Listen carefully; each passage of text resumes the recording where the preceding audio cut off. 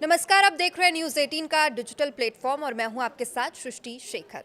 बांग्लादेश चुनाव में बीएनपी को बहुमत मिली है और तारिक रहमान प्रधानमंत्री बनने की शपथ लेंगे। शपथ ग्रहण से पहले ही बीएनपी ने पार्टी अनुशासन दिखाते हुए चुनाव के दौरान अल्पसंख्यकों के खिलाफ हिंसा और जबरन वसूली में शामिल 3 नेताओं को कारण बताओ नोटिस थमा दिया है, जबकि 2 को सस्पेंड भी कर दिया है।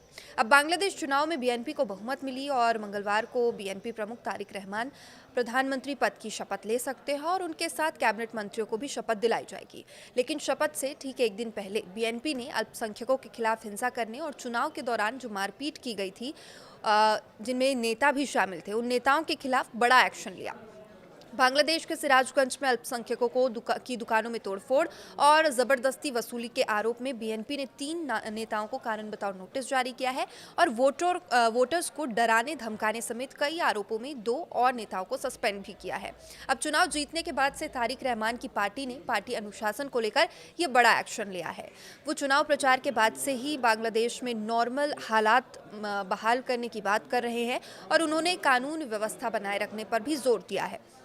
उनकी पार्टी में अनुशासन को भी उतनी ही अहमियत दी जा रही है।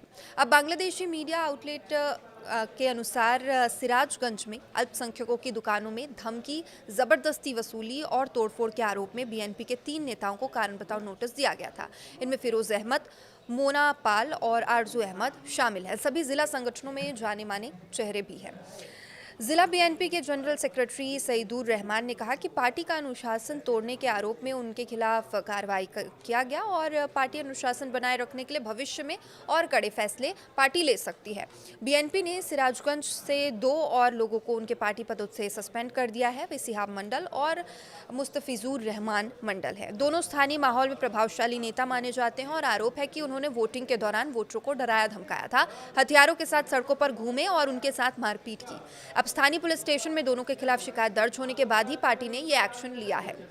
वोटिंग के खत्म होते ही बांग्लादेश के अलग अलग हिस्सों में चुनाव के बाद हिंसा की खबरें भी सामने आ रही है और आरोप है कि रविवार रात फिरोजपुर में 2 बीएनपी नेताओं की धारदार हथियार से हत्या कर दी गई। गंभीर चोटों के कारण उनका खुलने के एक अस्पताल में इलाज चल रहा है और अभी तक किसी को इस मामले में गिरफ्तार नहीं किया गया है। आपको बता दें कि 5 अगस्त 2024 को जब से शेख हसीना बांग्लादेश की प्रधानमंत्री के पद से इस्तीफा देकर भारत आई है, तब से वहां कानून व्यवस्था की स्थिति लगातार बिगड़ती ही जा रही है और अल्पसंख्यकों पर अत्याचार की घटनाओं में लगातार इजाफा हुआ है। यहाँ भी खबरें सामने आती हैं लगातार। भारत सरकार ने भी कई बार इस बारे में चिंता भी जाहिर की और कई लोगों का मानना है कि कानून व्यवस्था को ठीक करना तारिक रहमान के सामने सबसे बड़ी चुनौती होने वाली है।